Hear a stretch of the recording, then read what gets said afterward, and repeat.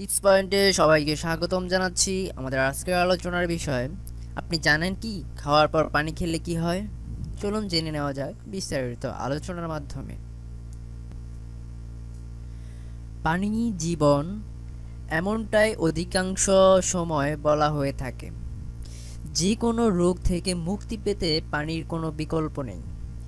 এমনকি ৭০ রকমের ব্যথা থেকে মুক্তি পেতে সাহায্য করে থাকে উষ্ণ পানি। কিন্তু সেই পানি নিঃশব্দে আপনার বিপদ ডেকে আনতে পারে। আপনি কি জানেন, কিছু ক্ষেত্রে খাওয়ার পানি আপনার মৃত্যুর কারণ হয়ে উঠতে পারে? চলুন জেনে নেই সেসব কারণগুলো।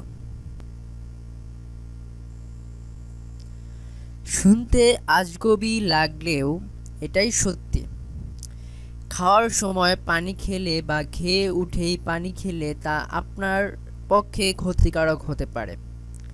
আমাদের দেশে কয়েকশো বছরের ধরে আয়ুর্বেদিক পদ্ধতি চলে আসছে, যেখানে খাওয়ার সঙ্গে সঙ্গে পানি খাওয়াকে বিষ পান করার সমান মনে করা হয়।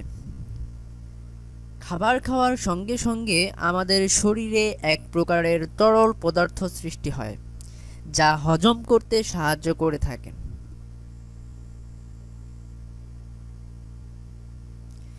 খাওয়ার পর সঙ্গে সঙ্গে পানি খেলে তরল পদার্থটি তৈরি হওয়া বন্ধ হয়ে যায়।